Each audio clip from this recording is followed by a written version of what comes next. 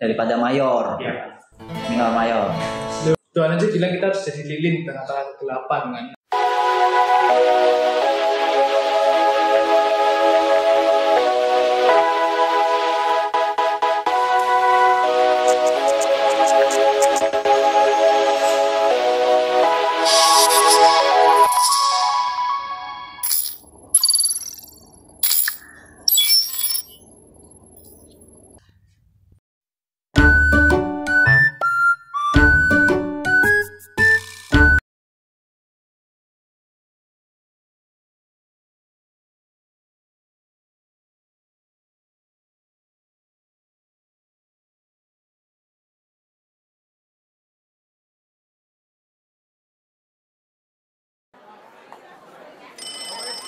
Alright, quiet on the set. Camera speed. Sound production, take one.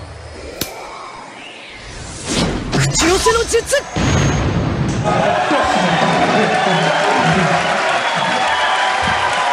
Bang, bang, bang. Shalom teman-teman yang diberkati oleh Tuhan, kembali lagi kita berjumpa di dalam diskusi Cornerstone Connection, dan pada saat ini kita memasuki sabat yang ke-13 ya, artinya triwulan 1 di tahun 2024 habis.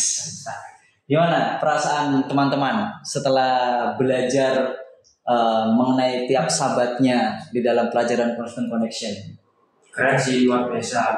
Bisa dapat pelajaran yang Berharga ya. Kalau Nathan sama Kalau aku sih senang sih, apalagi kan pelajaran kita Cornerstone Triwulan ini tuh intinya life after Jesus kan, setelah Yesus terangkat ke surga. Jadi benar-benar menunjukkan bahwa Tuhan itu tetap menyertai walaupun Tuhan Yesus itu tidak bersama-sama dengan kita secara fisik. siap. Kalau untuk Noval, berberkati sama pelajarannya, tapi ya cepat sekali rasanya. cepet ya, 13 pertemuan ternyata cepat sekali. Sama seperti kita sekolah ya, tiba-tiba mau lulus. Waduh, lulus, aduh. Dua teman kita mau lulus ya, Singkat ini, dan Aku baru masuk. masa tiba-tiba bengong-bengong. hanya bengong ya. Oke, kita kembali ke pelajaran kita, teman-teman. Pelajaran kita itu menarik, judulnya adalah minoritas yang tidak keren. Menurut kalian minoritas itu apa? Minoritas berarti yang apa, kalau di satu kumpulan itu yang paling kecil, yang paling sedikit. Di setiap kumpulan itu dia paling kecil, Iya, kecil. paling dikit. Nah, paling sedikit itu minoritas ya daripada yang lain. Oke. Kalau aku dari riset dari Google. Wis. Ini mana? Kalau kata Google itu minoritas itu suatu kelompok atau suatu agama yang jumlahnya itu lebih sedikit, kurang dari setengah populasi di negara itu. Contoh aja di Indonesia. Jadi ada ya, Ya, kelompok ataupun agama yang jumlahnya lebih sedikit, jumlahnya lebih sedikit daripada setengah populasi. setengah populasi di situ. Oke. Novel ada atau sama? Ya, minoritas kelompok masyarakat yang isinya individu-individunya tuh dikit gitu, dan seringkali bukan cuma individunya sedikit tapi powernya juga dikit gitu. Oh iya, powernya juga sedikit ya. Artinya iya, kuasanya juga lebih tidak didengar gitu ya dibanding yang mayoritas. Kalau mayoritas kan pasti didengar. Sama seperti Yesus kan, ketika Yesus mau dihukum, ya kan, di sana kan Pilatus mengatakan ini Yesus orang nggak bersalah, kamu mau pilih yang mana antara Yesus atau Barnabas yang Dibebasi. iya, Barnabas orang yang jahat. Nah, malah orang-orang mayoritas di situ sedang memilih atau voting. Iya, benar. Minoritas itu lebih sedikit daripada yang mayoritas. Ya, nggak ada kuasa. Ya. Lalu di dalam pelajaran kita ini kan minoritas yang tidak keren. Nah, maksudnya apa ini minoritas tidak keren ini? Menurut kalian? Minoritas tidak keren. Mm-mm. Kalau menurutku itu yang keren atau yang tidak keren? Yang itu? tidak keren. Yang tidak keren itu pandanganku sendiri itu suatu orang yang memiliki agama Kristen. Kita biasanya kan minoritas kan. Nah, dia itu melakukan hal yang tidak disukai Allah. Contohnya saja kita membuli teman, mengejek teman, itu kan tidak disukai Allah. Nah, itu yang tidak keren. Jadi nggak keren ya.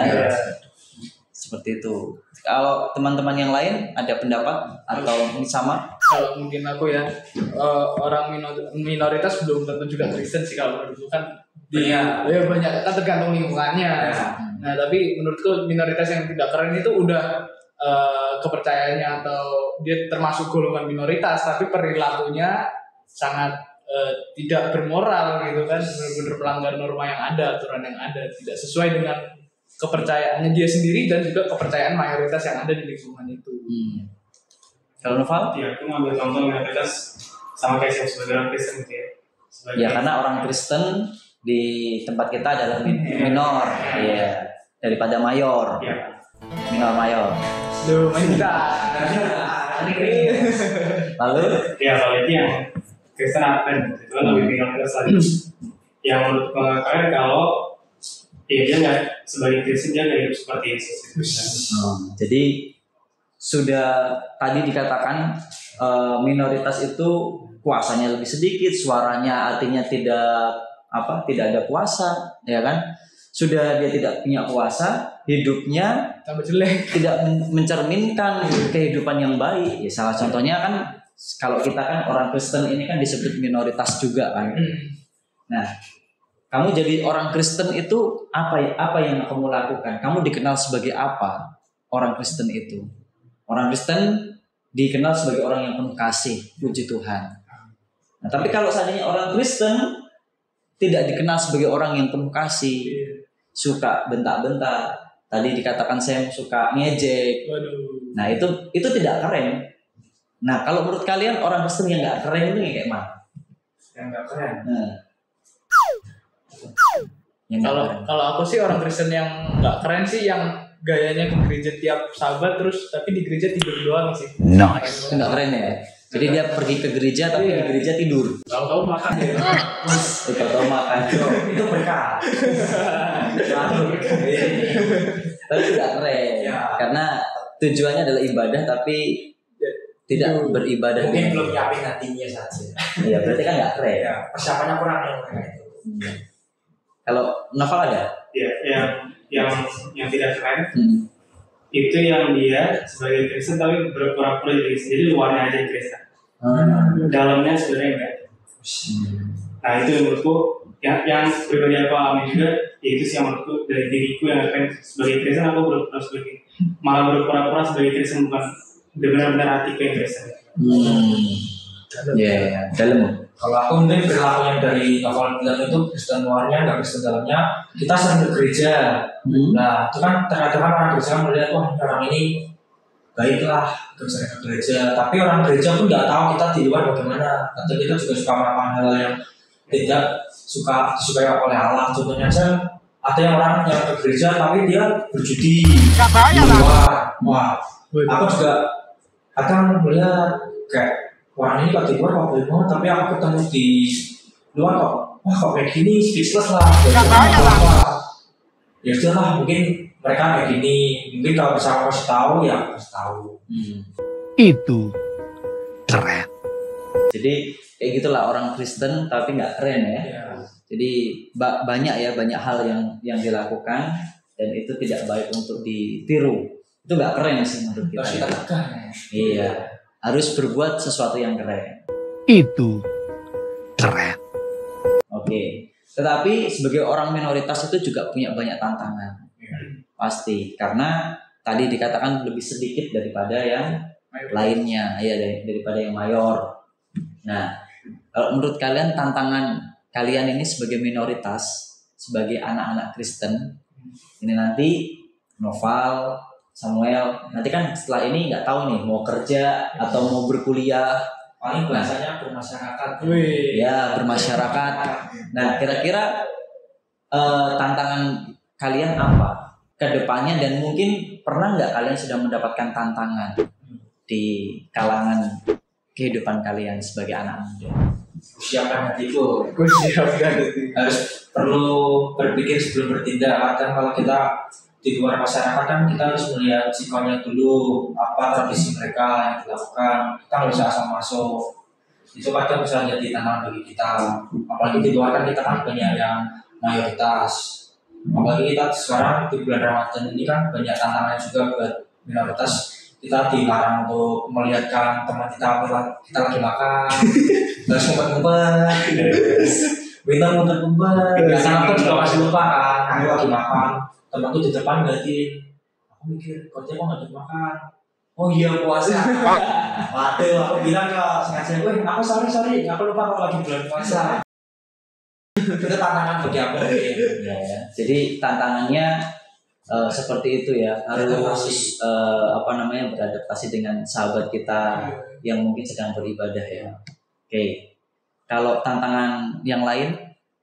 Kalau tantangannya ya menurutku mungkin sebagai minoritas itu kaum yang paling sering dijudge, salah dikit langsung dijudge, pokoknya langsung kayak wah jelek banget kaum ini. Nah, apalagi dijajah sama mayoritas tuh langsung pojok lah itu, udah habis jadi masyarakat.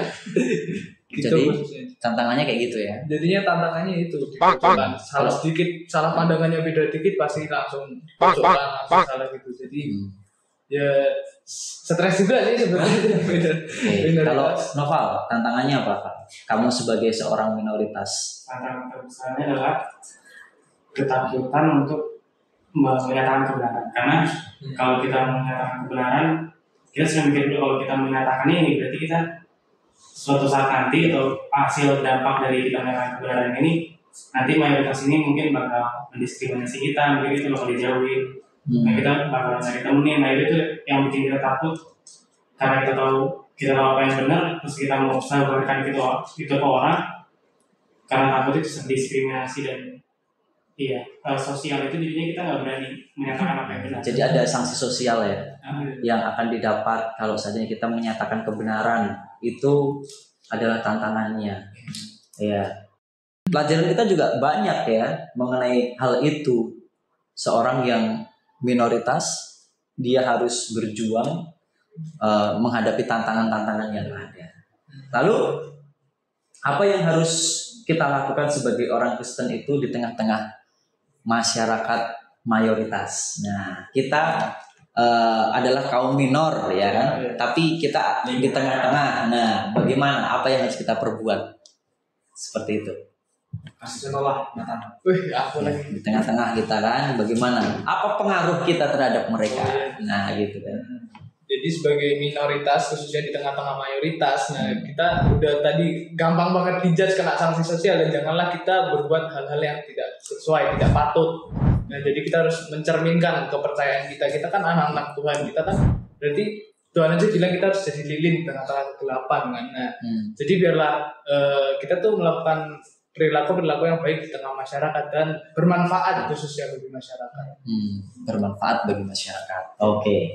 Samuel atau Noval? Kalau aku sih pertama kita harus beradaptasi dulu sama mayoritas. Karena kita punya tradisi sendiri, ibadah kita kan berbeda lah, ibadah mereka juga berbeda. Kita harus adaptasi di situ dulu. Terkadang kan kita juga di lingkungan mayoritas kan juga banyak tempat ibadah mereka.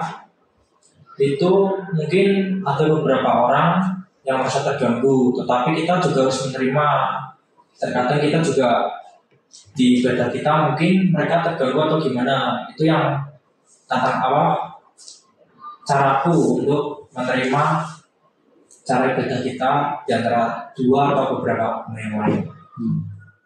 Kalau Noval, gimana Val? Kamu bermanfaat di tengah-tengah mayoritas? Ya selalu menjadi yang terbaik karena udah kita minoritas, kalau bisa mencapaikan. Tapi kalau kita jadi yang terbaik, mungkin orang bakal melihat. Nah kalau kita sebagai anak Kristen, sebagai anak percaya, kalau kita melakukan yang terbaik, kita mungkin dikenal orang dan ya puji Tuhan, nama Yesus bisa ditinggikan melalui kita. Jadi intinya itu bukan meninggikan kita ya, tapi meninggikan Tuhan kita yang kita sembah. Itu ya. Jadi apa upaya yang kita lakukan bermanfaat bagi mereka dan hasilnya tidak hanya kita yang dipandang baik, tetapi Tuhan kita yang dipandang baik, mencerminkan Kristus. Dan pelajaran kita ini tadi berbicara mengenai seorang yang bernama Demetrius. Siapa Demetrius itu? tukang bangun kuil, tukang bangun kuil ya, tukang bangunan ya, tapi bangun kuil. Kuil apa? Kuil Dewi Artemis. Iya, kuil Dewi Artemis ya. Nah, itu dia lakukan karena itu adalah pekerjaannya. Nah, tetapi apa yang terjadi ceritanya setelah itu? Didatangi sama Petrus. Paulus. Didatangi Paulus. Kenapa? Kan apa namanya, Paulus kan penginjilan nih seperti biasa dia jalan-jalan. Dia mau menjadi terang di tengah-tengah mereka. Lalu, nah terus karena efek Paulus tadi, efek karena Injil yang diberitakan Paulus, nah usahanya Demetrius ini ya bisa dibilang minus pendapatannya, yang dulunya misal 8 jadi 5 gitu kan. Minus, sehingga Demetrius ini wah gara-gara satu orang ini usahaku bangkrut, nggak terima dia demo. Apalagi kan Demetrius ini di kalangan masyarakatnya dia sebagai kaum minoritas itu sudah terkenal karena ya memang dia kalau ada keperluan keagamaan pada waktu itu kan yang didatengin kan si Demetrius. ya. Jadi dia ahlinya. Dia ahlinya. Nah, nggak terima lah dibilang. Terus juga dia modal dia yang paling diandalkan di masyarakat itu, nah, dia menggerakkan masyarakat lokal yang mayoritas itu untuk mendemonstrasi si Paulus tadi. Mendemo ya. Ya, jadi itulah yang terjadi pada saat itu, di mana bagaimana kita menjadi seorang Kristen ya. Seorang Kristen ini kan tujuan dari Paulus kan memang benar, baik untuk menyampaikan pekabaran tentang kebenaran firman Tuhan, tetapi ternyata ada tantangan kan. Tantangan yang dirasakan adalah ternyata Demetrius itu merasa rugi dan dia mengajak warga untuk menentang siapa? Paulus. Nah, itu yang dilakukan pada saat itu. Tetapi di sini pelajaran buat kita adalah ketika kita menjadi seorang Kristen, bagaimana tantangan yang kita hadapi, kita tetap harus bisa menjadi berkat, menjadi terang bagi orang-orang di sekitar kita. Dan di sini ujian terhadap keberanian terjadi bila kita menjadi minoritas. Ujian terhadap toleransi terjadi ketika kita menjadi mayoritas. Jadi ada dua, ujian terhadap keberanian itu adalah orang-orang minoritas, tetapi ujian terhadap toleransi itu kepada mayoritas. Kalau kita sebagai mayoritas harus toleransi, gitu. Kalau kita menjadi seorang minoritas, kita harus berani menyatakan yang benar adalah benar. Begitu. Kalau di kelas ada teman, ya ini adalah orang yang benar, tetapi teman-teman yang lain menyatakan salah, kita harus berani menyatakan dia adalah benar. Nah, gitu. Itulah perlu keberanian. Nah, jadi firman Tuhan di sini mau mengajak kita, kalau kita memegang kebenaran, biarlah kita pegang dengan benar. Ya, kita menjadi minoritas, kita harus berani. Kalau kita menjadi mayoritas, kita harus toleransi. Itu yang penting, kan? Jadi kita boleh mendapatkan pelajaran yang baik pada saat ini melalui pelajaran kehidupan dari Paulus dan Demetrius. Ya, kisah Paulus dan Demetrius. Biarlah ini juga boleh menjadikan kita sebagai orang-orang yang bijaksana. Ketika kita berada di posisi Paulus, ketika kita di posisi Demetrius, kita harus lebih terbuka. Nah, itu. Jadi inilah pelajaran yang boleh kita terima. Kiranya Tuhan memberkati kita. Kita tutup dengan doa. Kita minta Noval pimpin kita dalam doa. Oke, mari semuanya kita berdoa. Bapak Saudara, terima kasih berkat Tuhan kami menyelesaikan ayat apostol kami.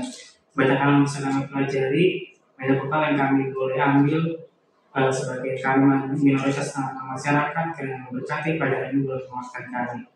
Dalam Yesus kami berdoa dan bersyukur. Amin. Terima kasih Noval untuk doanya. Kita sudah berakhir di penghujung triwulan ini ya. Semoga kita tetap belajar terus di triwulan-triwulan berikutnya. Inilah teman-teman diskusi kita. Sampai berjumpa di pertemuan yang akan datang. Kiranya Tuhan memberkati kita. Bye-bye.